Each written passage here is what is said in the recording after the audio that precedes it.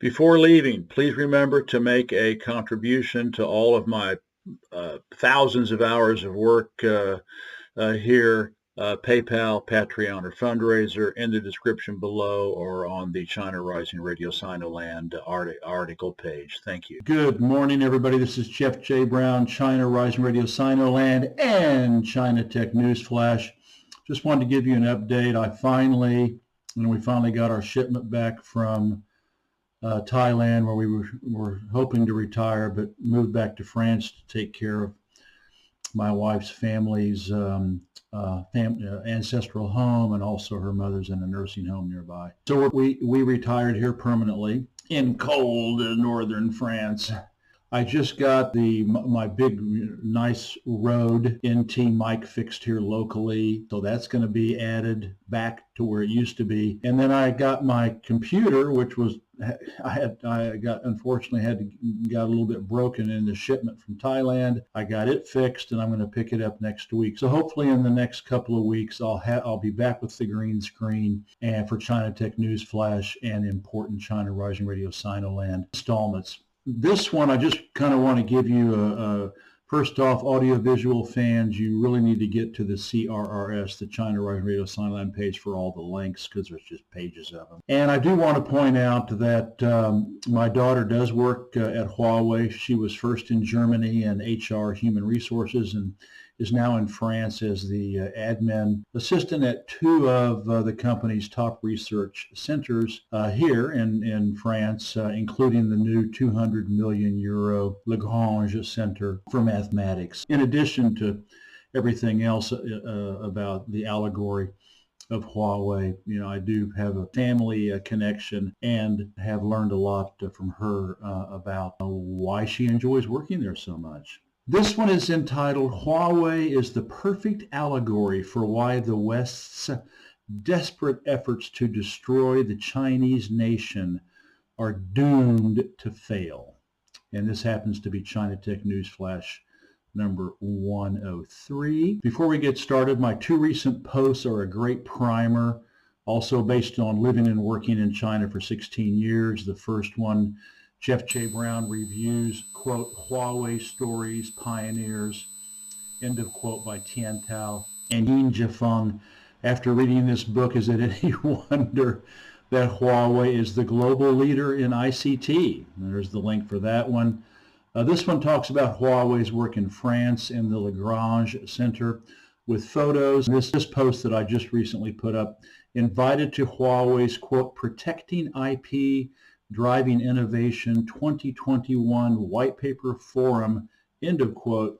Here is my analysis and what you need to know for your ICT, which stands for Information Communication and Technology Future. Also really, really good. And since Huawei is the perfect allegory and metaphor for China, its governance and people, especially vis-a-vis the West, I created a Huawei online resource collection. It even has Chinese articles in there, and the link is here. Okay, here's my report. The West's big lie propaganda machine, the BLPM tsunami against Huawei and China, are part and parcel of the same MSM psychological warfare since Urangloland, and that's my neologism for all the countries making up NATO, the European Union, Five Eyes, and Israel, can't compete openly and honestly on a level playing field. And there are these tech websites. They all have dishonest, distorted, blatantly propagandistic articles, and they do some good reports. I mean, there's no doubt about it, but they do, when it comes to China, the reporting becomes dishonest and distorted and very propagandistic and anti-China. These include websites like TotalTel, Telecoms, Light Reading, and Total Telecom, as if it's perfectly normal for the West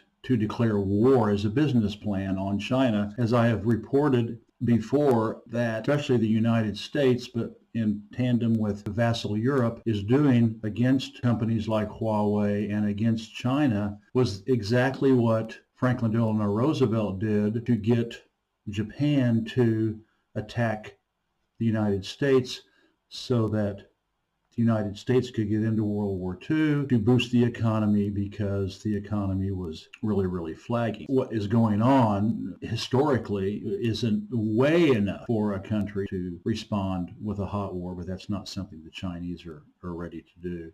All right, let's go. I just want to just run through quickly about 10 of the articles from these websites that just love to come out with these snarky, insulting, threatening, chest-beating articles against Huawei and everybody else in China. Huawei's dishonesty continues as it argues that people who call Harmony operating system, that's their new cross-platform, the computers, phones, cars, consumer electronics, everything, that's their new operating system. And Android skin have no idea about software. You know, Linux was the original operating system, but now there's all kinds of different Linuxes out there that are not the same. Huawei started out with Android, but then they have changed it so much that it's not even recognizably Android, just as there are now at least 4 or 5 Linux systems that, yes, they started out with Linux, but they're now their own unique systems. Huawei is proving as hard to stop as a movie supervillain.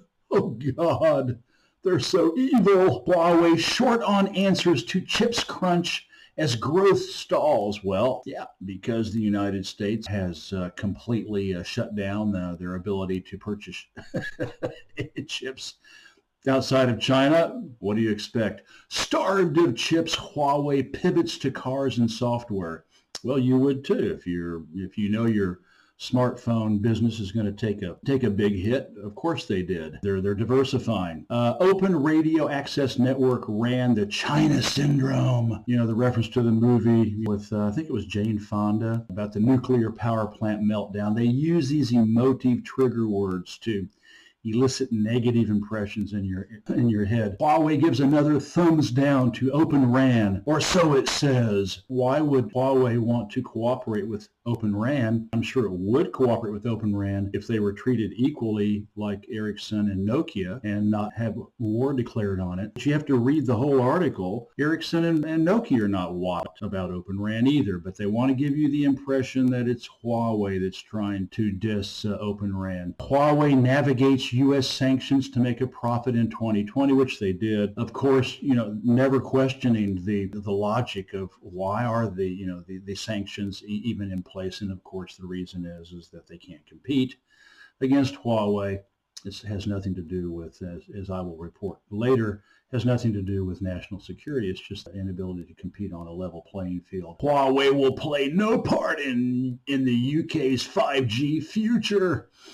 And another one, new German security law may tighten the screws on Huawei. And then here's a couple of more that I discussed in the white paper piece I just told you about. I mean, this was blatantly racist in this article. Nokia will cut up to 10,000 more jobs after Huawei gains 16,000 positions. But they basically, in this article, they basically said, we can't trust Huawei's numbers because they're Chinese. You can't trust the Chinese, which is just blatantly racist. And I talk about that in my article. Following that white paper, this was the BLPM meme they propagated around the world. Huawei to begin charging phone makers for 5G patents, as if other companies don't charge for their patents. And as I pointed out in the article, it's so darn cheap, it's irrelevant. Huawei does not make very much money off of its, I think it's $3 billion a year.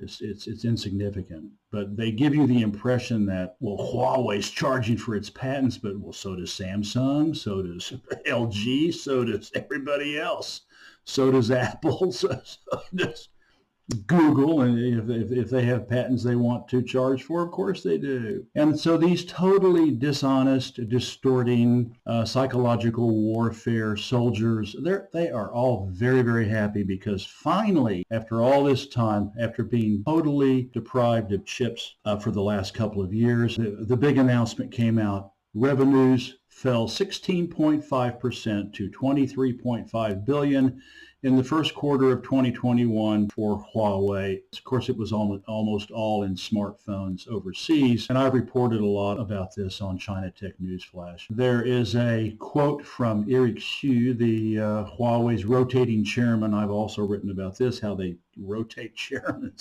They rotate CEOs. It's just unbelievable. His quote, 2021 will be another challenging year for us, but it's also the year that our future development strategy will begin to take shape. We thank our customers and partners for their ongoing trust. No matter what challenges come our way, we will continue to maintain our business resilience, not just to survive, but to do so sustainably. As always, we will remain focused on the needs of our customers and keep delivering practical business value. You could go back to that quote, and everywhere where you see for us, you could replace us, we. In other words, Huawei, you could replace that with China. 2021 will be another challenging year for China. You just go back and replace that. This just goes to show you, and customers would be, citizens, diplomatic partners, the Belt and Road Initiative, in terms of delivering practical business value. This is the total allegory of China and Baba Beijing, the leadership. This is what the Westerners and probably most people around the world do not understand, is that an outside attack on Huawei, ZTE, and any other Chinese business is looked upon by the people as an attack on them. Chinese citizens are patriots first. I can go on and read in Chinese in the national press and the social media. They are full of, we've got to show support for, and then just plug it in. Huawei, ZTE, I don't care if it's an airline, whatever, high-speed train company, automobile company, a mining company, a shipping company. The Chinese are ready to back to the hilt their businesses if they feel like there is an attack from the outside. And it goes both ways. The companies in China, an attack on them is an attack on China and the Chinese people. And this goes back to Mao Zedong thought. I mean, you can go back and read what he wrote. This is exactly how the Chinese, not only the people, but the business, the government mission, and their business and their governance with the outside world. All right. I have in another file, what I went through and I pulled out all the Huawei ones, and I still have like 9 pages of China Tech Newsflash hyperlinks to report on. I mean, I just cannot keep up.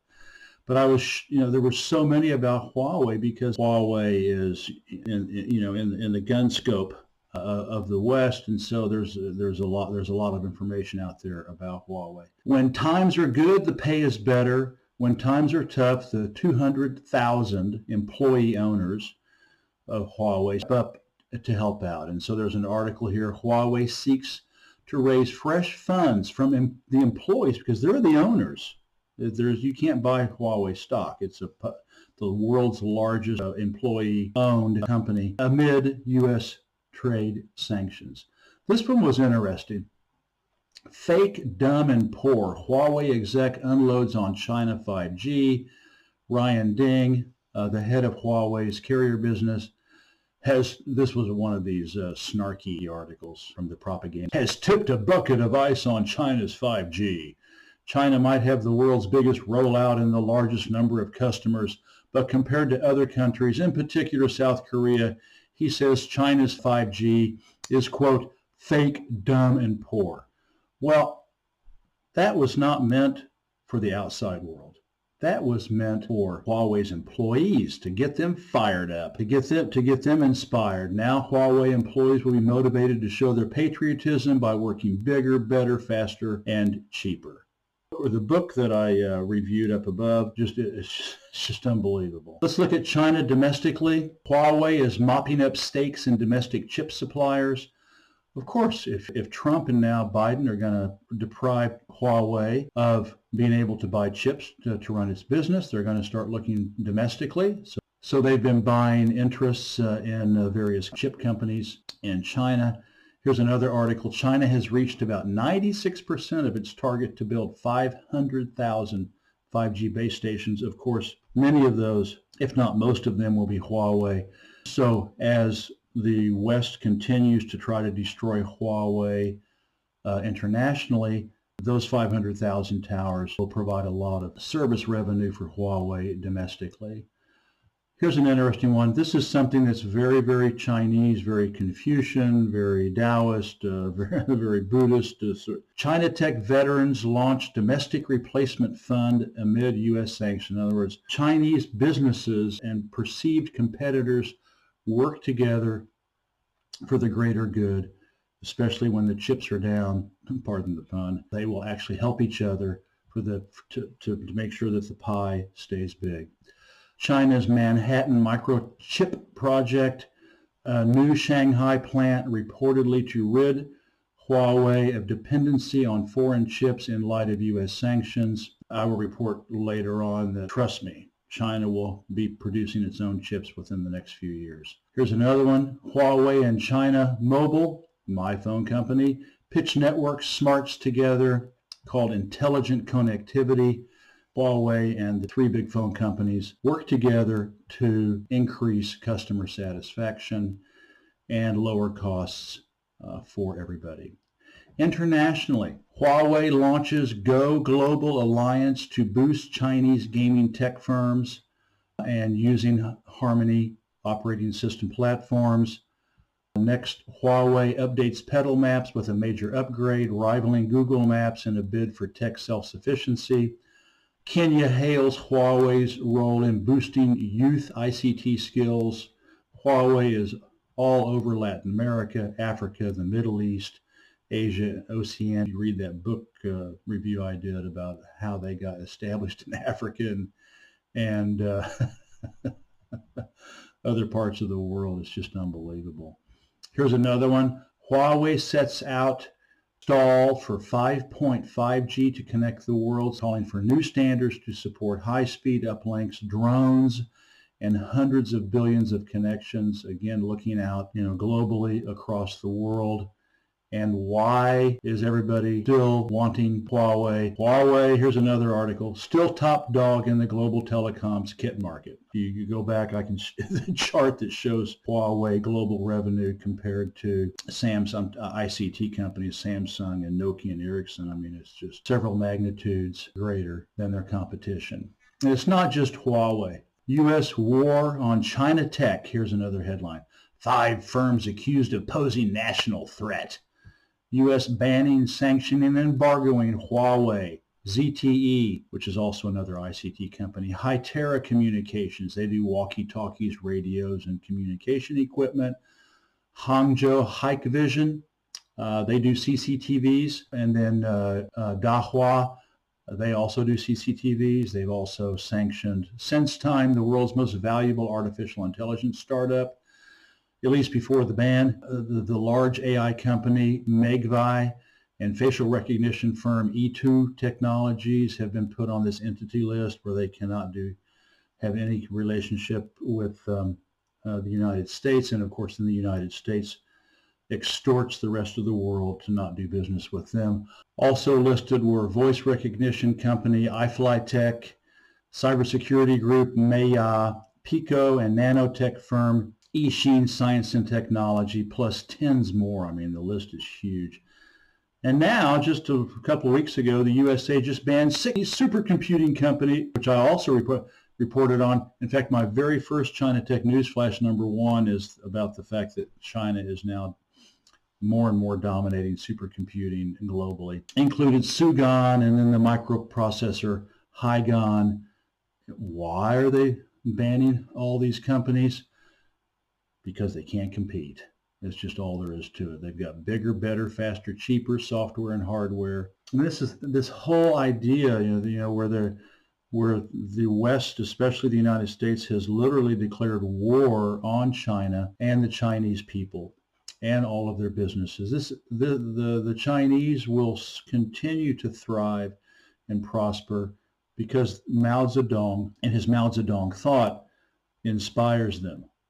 Remember, he was the one that came up with the plan for the third front, where they moved huge amounts of industry and manufacturing into the interior of the country because, it was really, really serious with the United States threatening to wipe out China with atomic bombs back in the 1950s.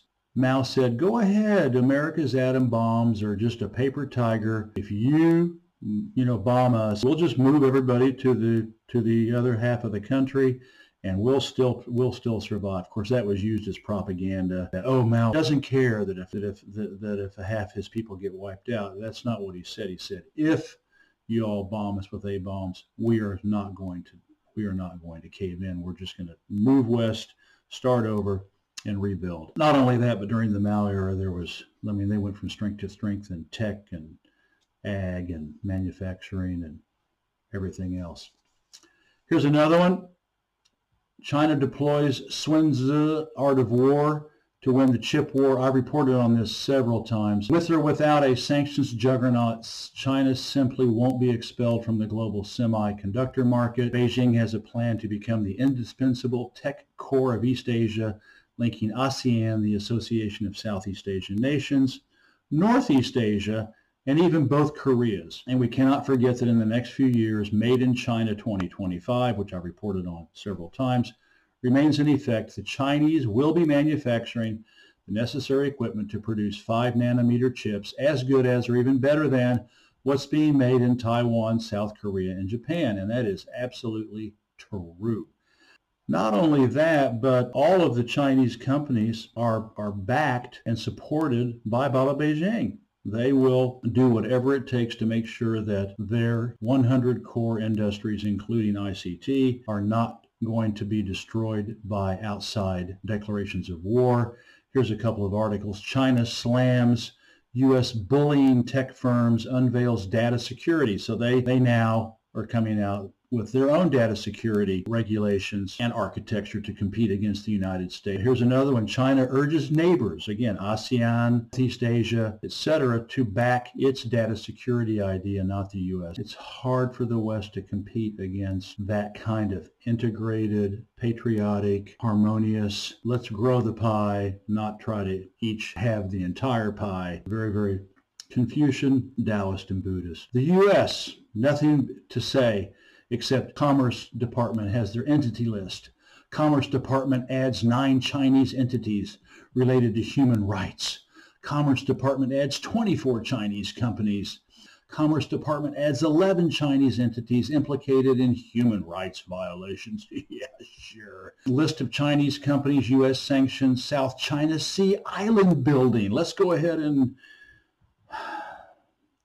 U.S. Department of Commerce adds 28 Chinese organizations to its entity list. Commerce Department further restricts Huawei access to U.S. technology. U.S. Undersecretary of State says there really is no future with Huawei. Here's a good one. Ex-diplomat reveals how Trump administration managed to persuade EU states to ditch Huawei's 5G. Well, I'll tell you how. The imperial toolbox, blackmail, bribery, and extortion. Nothing's changed. Then here we go. Huawei 5G ban in the U.S. The Joe Biden administration now puts new limits on Huawei. This even after Trump actually lifted a couple. Pompeo expresses confidence that Western telecom providers will effectively compete with Huawei. Well, given that this is, of course, the former Secretary of State for Trump, given what you all have done, maybe, I'm not even sure that you will be able to compete in spite of everything that you have done to try to destroy Huawei and China. More chip makers apply for U.S. licenses to sell to Huawei as sanctions kick in. Intel gets U.S. licenses to supply some products. White House reportedly revokes at least one Intel license to sell to Huawei. That was Joe Biden. The United Kingdom, loyal Anglo-Saxon Siamese twin to the United States. The UK plans to rip out Huawei's 4G, install new 4G, non-Huawei, and then try to find non-Chinese 5G suppliers. Billions of pounds that will be added to Britain's customers. I mean, it's not even capitalism. It's not free trade. It's desperate imperialism. Here are some of the headlines. UK's post-Huawei 5G landscape needs new suppliers, says task force. They can't find anybody to replace Huawei at the scale that they need for national 5G. UK's Huawei 5G network ban may cost the economy £182 billion, 173 billion in GDP as Britain loses 5G lead. What kind of government would do something like this? I mean, this is just nuts. UK to lose 100 billion in economic gains, 350,000 potential jobs over 10 years due to Huawei ban. Okay, go ahead. A drop in the bucket. UK to fund £250 million for Huawei 5G ban plan, but will lose billions in the long run. And then BT and Vodafone balk at the prospect of removing Huawei from UK networks because they don't have anything to replace them with. And then Lord Brown, who used to be the CEO of BT, came out and said in an interview, there is nothing that we cannot verify with Huawei. They are not spying on us. We can control all the back doors. We can control all of the everything. And he's the former CEO of BT, British Telecom, one of the big global behemoths in ICT. I think he knows what he's talking about, and so he even came out and said that there's nothing to worry about. That doesn't really get published. This was on a minor website. It doesn't get published on the front page of the Financial Times or the Independent or the other major papers. Since 2015, the UK began to scrutinize Huawei. Below is the fifth Huawei Security Evaluation Report. It continues to confirm no evidence of Huawei backdoor activities. BLPM censors this information. It's really hard to see. In fact, this is from the UK government. It's a UK government website. And as I reported, Zheng Zhengfei, the founder and former CEO of Huawei, offered to provide every algorithm, everything to Western companies. Of course, they would have to pay for it because it's licensed, but so that they can see exactly what they're getting. But again, they can't compete. And so they come up with this phony national security lie, the big lie propaganda machine. In spite of all this, especially since Huawei got its start in Europe, working with BT, if you see my book review above, Huawei not giving up on UK 5G just yet. They still, a lot of companies would just say to heck with you and we'll go someplace else. But that's not the way the Chinese businesses work. They're way too Confucian, Taoist, and Buddhist. France, as I reported in my white paper article above, Huawei loves to work with the French because their education system cranks out well-trained blue-collar and educated white-collar workers, especially in STEM, science, technology, engineering, and mathematics. They've got some of the best engineering schools in the world. And here we go, Huawei to build network equipment factory in France as EU battles for tech policy on Chinese.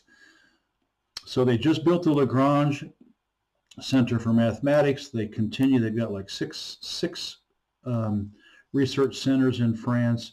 Now they're going to do manufacturing in France in spite of everything being done to try to destroy them and the Chinese nation. Germany, even though they are threatening to pull out of Huawei in country, Berlin plans to back Deutsche Telekom's China 5G bid as U.S. pressures EU in trade and tech war. So, they're sitting there threatening to pull out Huawei from Germany, but they're going to go ahead and try to do business in China. I mean, you have to choose war or cooperation. Funny enough, the Chinese would let them have an opportunity. Again, you get these articles in the press. France is going to let Huawei and ZTE do this, and then 2 weeks later, France is going to ban Huawei and ZTE. This is because of the imperial toolbox. As soon as a vassal state, American empire, Western empire, comes out with something favorable to say, announces that they're going to continue to work, etc., what does Washington do? They send their goons over to Brussels and Paris and Berlin and London, and they pull out their imperial toolbox, blackmail, bribery, and extortion, and then the headlines change. Sweden has really become a battleground. Huawei makes a stand against Sweden's 5G ban. Huawei appeals Sweden ban. Sweden halts 5G auction after court allows Huawei to build 5G network. And then, of course, Ericsson is one of the best ICT companies in the world. They are Swedish. And so here you have the chief executive of Ericsson coming out and saying Europe risks falling behind again in 5G rollout amid Swedish Huawei ban. So here you have the CEO of one of Sweden's flagship high-tech companies saying we need to work with Huawei. And then when that didn't really help, and by the way, I'm finding these on alternative media. I'm not Sputnik and RT and elsewhere, because I don't know how much of this is actually being reported and fully explained in the big lie propaganda machine. Swedish Ericsson threatens to leave Sweden, unwilling to lose the Chinese market over Huawei ban. So the CEO, apparently what he said about 5G fell on deaf ears. Again, the imperial toolbox, blackmail, bribery, extortion in the halls of government. He is basically saying that Swedish Ericsson will leave Sweden if Sweden bans Huawei. Is this capitalism? Is this free markets? Is this open trade, fair trade? Unbelievable. I know people who work for Ericsson in China, and Ericsson is making very good money there. And so they're making a lot more money in China than they could ever make in Sweden. Australia, loyal, bootlicking, imperial vassal Australia. They cannot stop shooting themselves in the head with everything from agriculture to mining to trade, letting the U.S. build bases and whatever else is going on to threaten China, sending ships to the South China Sea. China offers to help Australia with 6G, but again, 6G. The West can't even get 5G going well, and China is already working on 6G, which I've reported on several times. But Down Under keeps committing high-tech suicide as a partner. They're one of the Five Eyes, with the Anglo-Saxon countries to spy all over the world. China is still offering to help the Australians. Will they take it? They just keep doing the stupidest things to satisfy the United States' demands. Australian Cold War on Huawei to cost $100 million and 1,000 jobs amid Canberra's 5G ban to support the U.S.-China trade war. Go on, Aussies. Commit suicide. Sad. Software.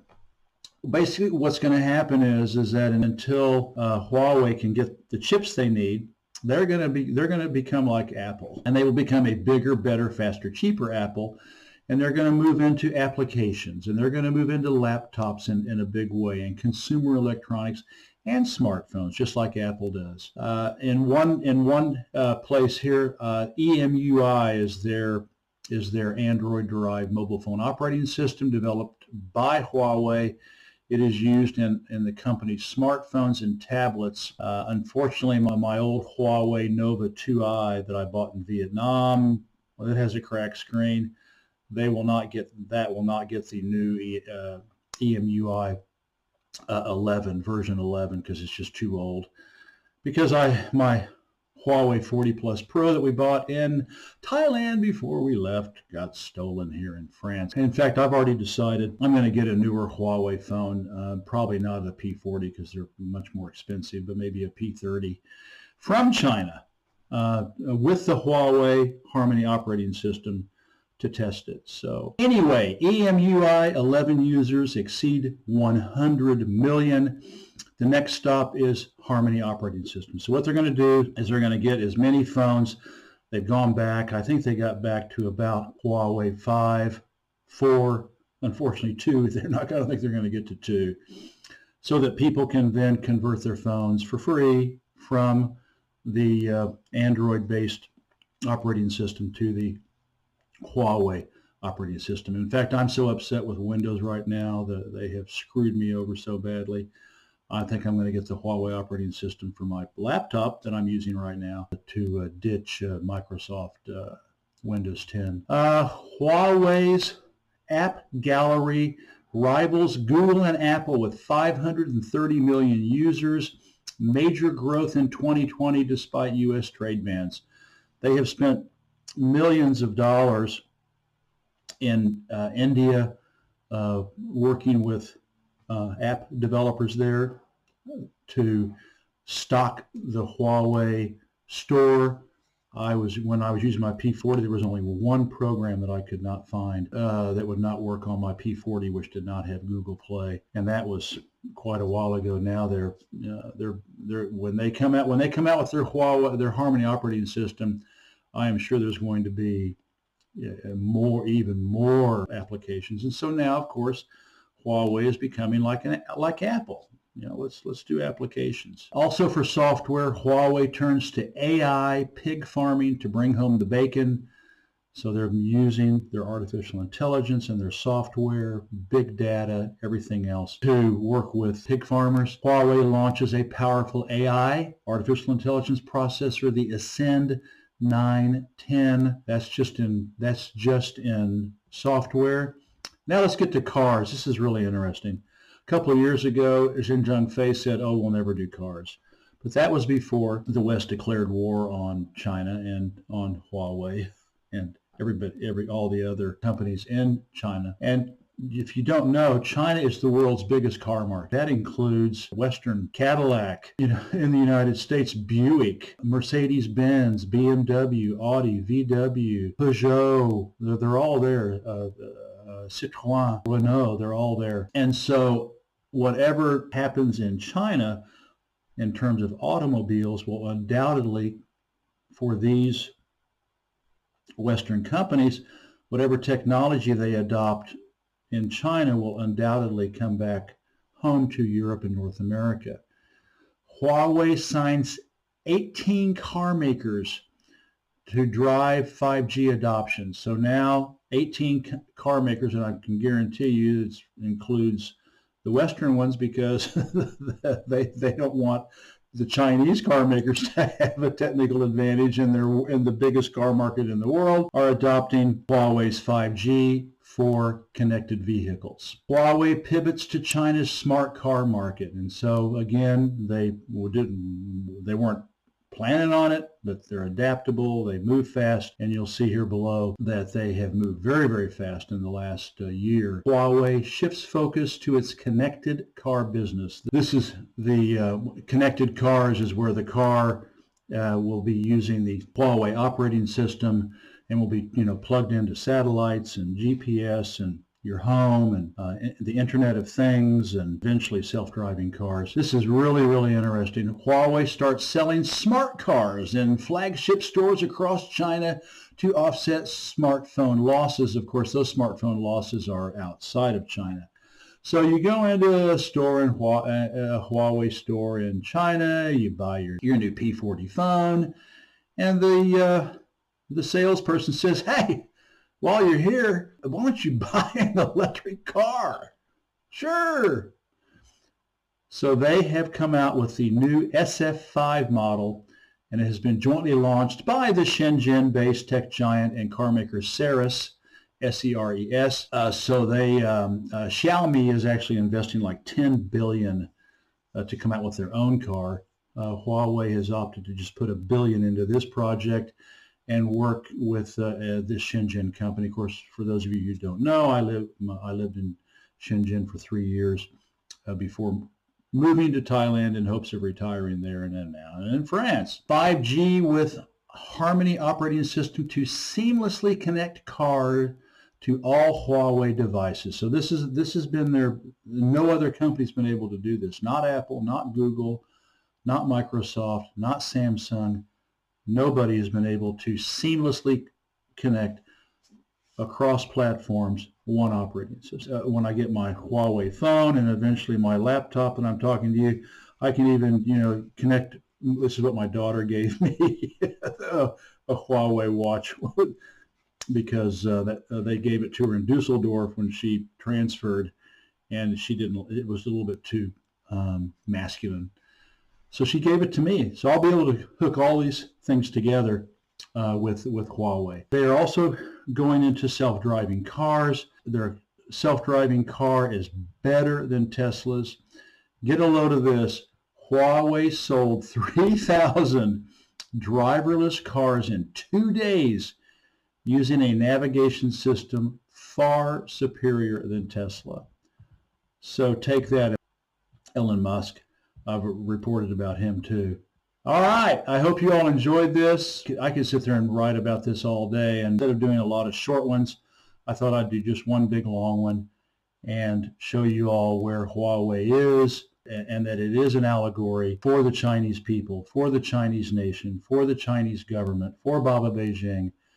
There's nothing to stop them. They are not going to be stopped, no matter what the West, how desperately the West tries to crush them, declare war on them. It's not going to happen. And even if there's a hot war with Mao Zedong, they'll just move. They'll adapt. They'll survive, and the West may not.